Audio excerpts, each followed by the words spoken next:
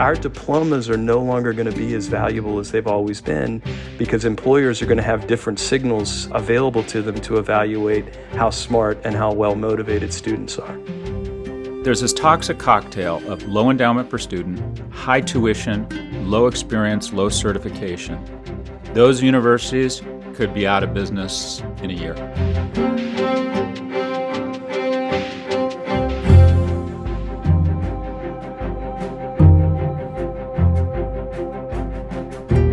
Welcome back to Epidemic, the podcast about the science, public health, and social impacts of the coronavirus pandemic. I'm your host, Dr. Celine Gounder.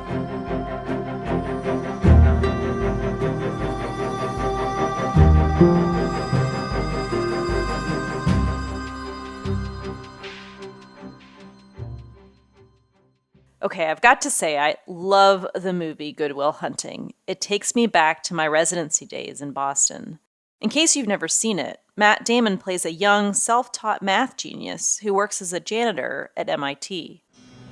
Do you like apples? Yeah.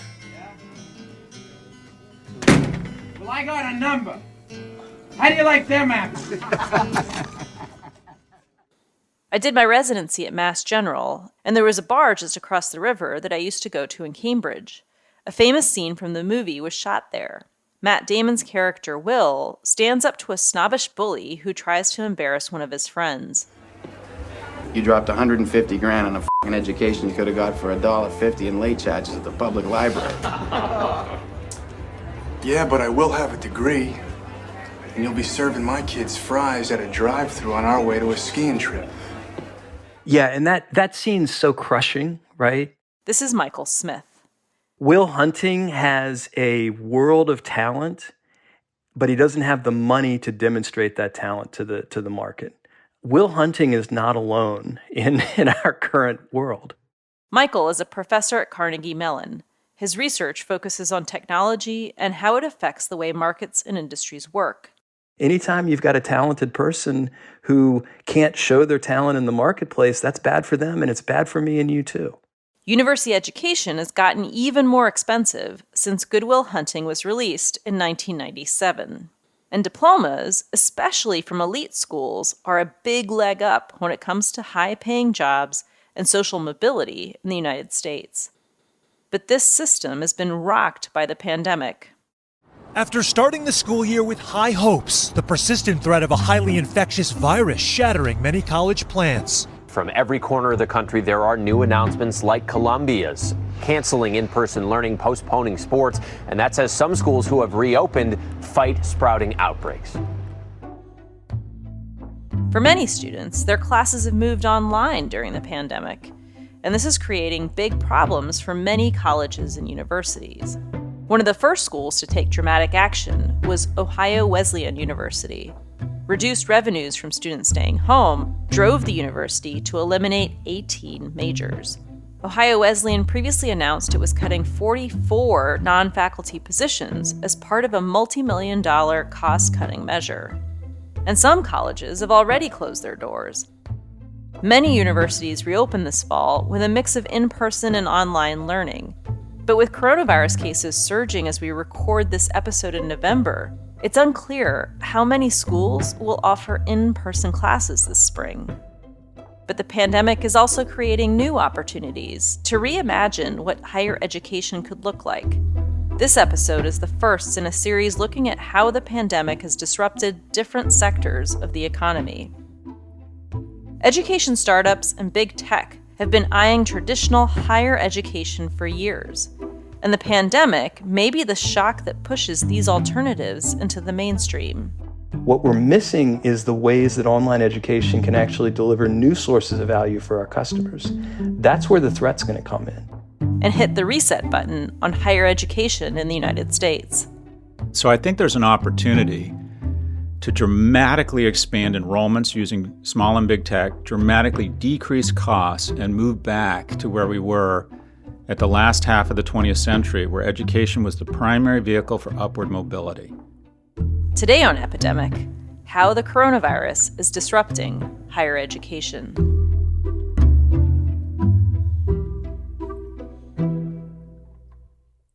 Before we get too far, let's talk about what a student pays for when they go to college. Is it the coursework, the networking, the parties? Well, all of that has tremendous value, but if you look at it economically, if you want to justify the return on investment you're making, it's first and foremost the certification. This is Scott Galloway. He's a professor of marketing at the Stern School of Business at New York University. I almost didn't graduate from UCLA. I got a job at Morgan Stanley, and I had a fifth year, and I thought, I'm not doing that well. I had terrible grades. I almost got kicked out. I almost left. But they wanted me to stay there one more semester, smoke a lot more dope, watch Planet of the Apes another 300 times, and get that certification of a degree. Was I much better graduating 3 months later? No. But that certification that corporations and a modern economy love is where the real return on investment is. A diploma is a signal to employers about who you are and how qualified you are. And getting that certification, especially from an elite school, makes the $150,000 that guy in Good Will Hunting paid look like a bargain. Incoming freshmen paying full-price tuition, room, and board at some elite universities today may end up paying nearly $500,000 over 4 years. It's worth it because that Yale certification, that stamp on your forehead for the rest of your life, it says to the marketplace that you're one of two things. You're either freakishly remarkable at the ages of 15 to 17 and be incredibly productive, and corporations ranging from Google to McKinsey to the World Bank love those people, or your parents are rich. And corporate America also loves rich kids. If you want to go into private wealth for Goldman Sachs, they love rich kids because it means that kids' parents have friends who are rich. Scott says these institutions maintain the value of their diplomas through brand recognition and exclusivity. People say Apple and Nike are the strongest brands in the world. No, they're not. The strongest brands in the world are, Harvard, MIT, Michigan, and Stanford. Nobody gives $100 million to Apple to put their name on the side of a building on the Apple campus in Cupertino. This system hummed along for decades until the pandemic. My observation around COVID as it relates to our economy is that it's more of an accelerant than a change agent. And there's a lot of trends in place. Our tuition increases are unsustainable. Keeping admission rates low, a dependence upon international students who pay full freight to subsidize the cash flow of the university, exploding administrative costs. I just thought, none of this is sustainable. The immediate risk to a lot of these schools during the pandemic is financial. And if you're a parent paying $58,000 just in tuition, maybe $80,000 including room and board, and your kid's going to be taking just Zoom classes, you reevaluate the purchase. This has already started. Northeastern University in Boston faced a class action lawsuit from students after campuses closed and classes moved online last spring. Nearly a third of the student body at Kutztown University in Pennsylvania left campus in favor of remote learning because of COVID concerns. When you have 10 or 20% fewer students, you go from having $5 or $10 or $20 million to put in your endowment to losing $10, $20, $30 million, and you're in a state of financial crisis.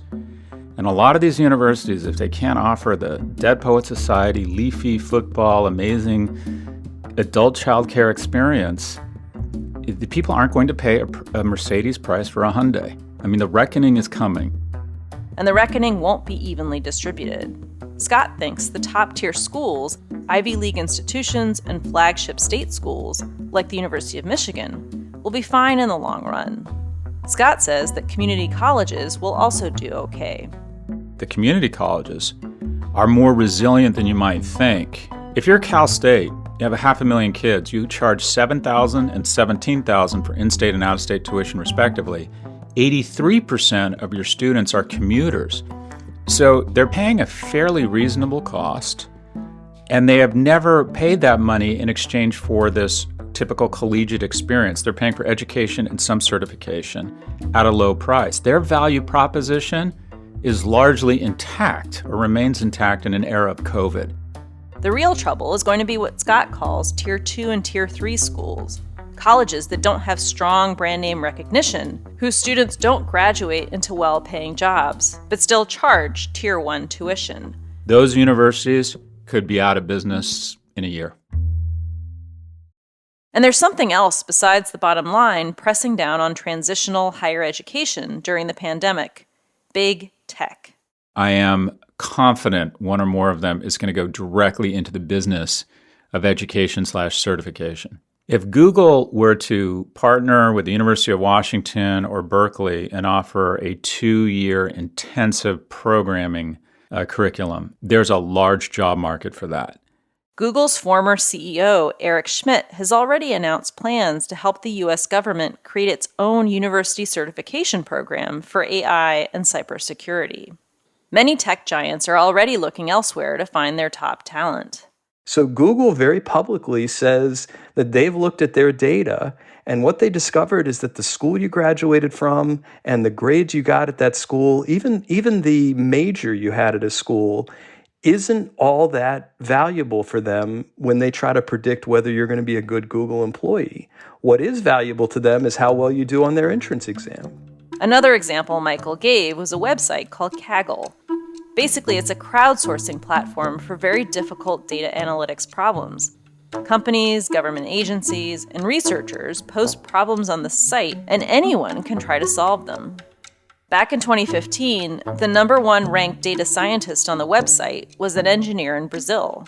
And all of a sudden, he was getting job offers from Silicon Valley companies, not because of his degree, not because of his job experience, but because they could see, based on his Kaggle rating, that he was a really good data scientist. So if big tech and alternative certifications are on the heels of traditional universities during the pandemic, what changes could help universities survive and meet the needs of their students beyond the pandemic? That's after the break. The pandemic forced a lot of universities to go online all of a sudden, but that hasn't been a good experience for a lot of students. As an instructor, Michael has had his own gripes about online education. Lots of things suck about online education. I miss the energy of students in the classroom. The other thing that sucks about online education today is we're doing exactly what every other industry has done when they saw new technology. So iTunes became a way to sell the CDs I've always sold in a digital format. And it was fine, but it wasn't really making the best use of the medium.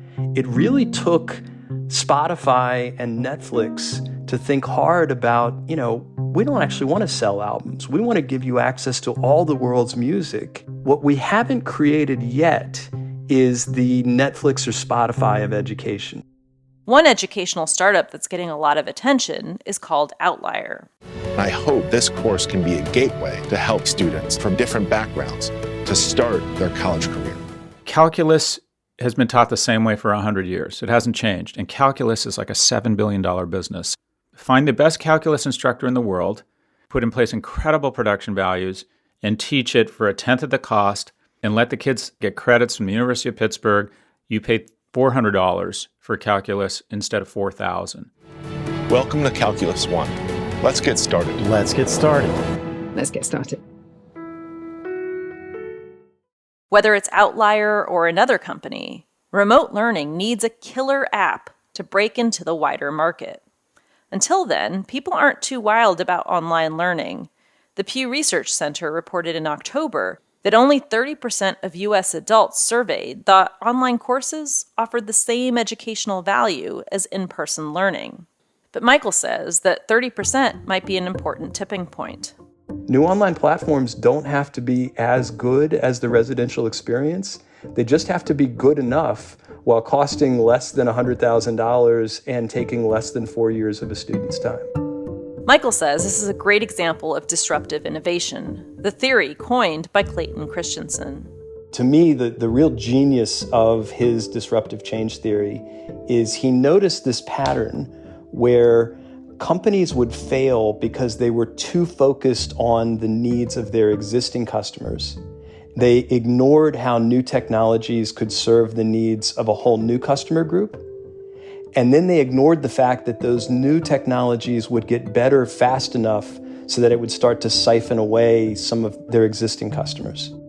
In the near future, residential college experience may be better than online, but there's a large group of potential students out there, maybe the Will Huntings of the world, who don't have the time or the money to attend a 4-year institution. We ought to be thinking really hard about the people who don't have the opportunity to come to our campus and what are they going to do in this new technological world. Michael says this kind of disruption looks a lot like what happened to the music industry as MP3s were starting to become popular. He interviewed someone who created a platform that would allow record companies to sell digital music online before iTunes. And when he showed this to a record exec, the record exec listened to the audio quality of the file, the digital file, and he said, no one's going to listen to that crap. He actually used a slightly more colorful word than that, but that was the basic idea, is that this doesn't have anywhere near the audio quality that my consumers demand from CDs. Even though the audio quality wasn't as good, the experience actually was much better for the consumer. Even though it had lower audio quality, created value for consumers in a whole bunch of new ways. And that's the lesson of the music industry, is that by focusing on the traditional way quality was delivered, they missed the point about the new quality that could be provided.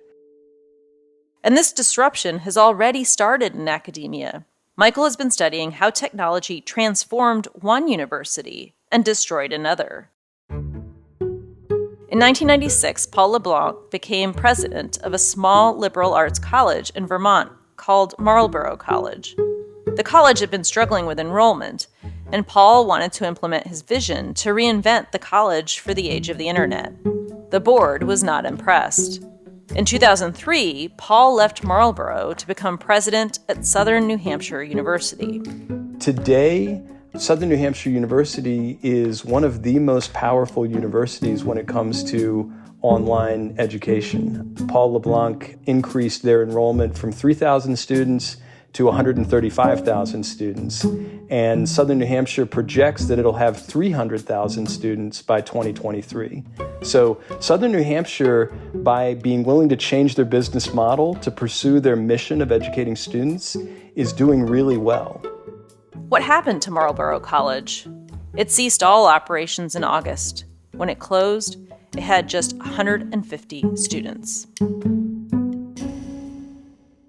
Michael is bullish on online education. It's invigorating because I think these new platforms are going to open up a lot of opportunity for students. But he has his doubts, too. It's terrifying because I am worried that we're going to get away from some of the things that have created, some common body of knowledge in our students.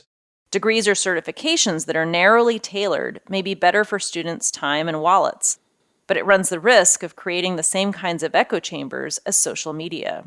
I am a little bit worried we're going to lose out on some of those opportunities to broaden people's horizons. There are also practical limitations for online learning. It's very hard to teach someone how to place a syringe using Microsoft Teams. So nursing schools, welding schools, esthetician schools, the vocational schools, just get taking such a beating. And by the way, who typically on average goes to university? Kids from middle and upper income households. Who typically goes to more vocational training? Kids from lower and middle income households. So we have some very unhealthy trends that continue to thrust into the future on income inequality. But despite these drawbacks, Michael and Scott both think the disruption caused by the pandemic could have a positive impact on higher education in the long run. So I think there's an opportunity to dramatically expand enrollments using small and big tech, dramatically decrease costs, and move back to where we were at the last half of the 20th century, where education was the primary vehicle for upward mobility. That we weren't as freakishly in love with the top 1%, but we said to people, maybe there's an opportunity for you to get into the 1% at some point in your life. And we're going to take risks on people.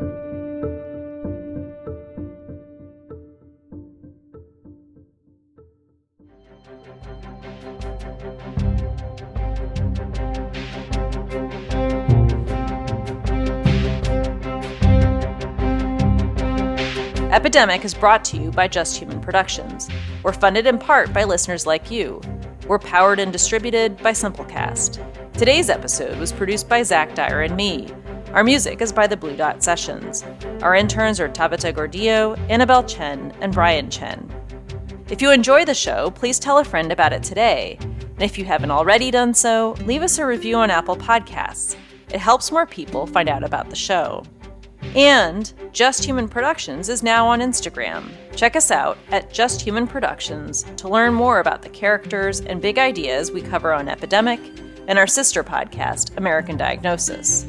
You can learn more about this podcast, how to engage with us on social media, and how to support the podcast at epidemic.fm. That's epidemic.fm. Just Human Productions is a 501c3 nonprofit organization, so your donations to support our podcasts are tax deductible. Go to epidemic.fm to make a donation. We release Epidemic every Friday, but producing a podcast costs money. We've got to pay our staff. So please make a donation to help us keep this going. And check out our sister podcast, American Diagnosis. You can find it wherever you listen to podcasts or at americandiagnosis.fm. On American Diagnosis, we cover some of the biggest public health challenges affecting the nation today. In Season 1, we covered youth and mental health. In Season 2, the opioid overdose crisis. And in Season 3, gun violence in America. I'm Dr. Celine Gounder. Thanks for listening to Epidemic.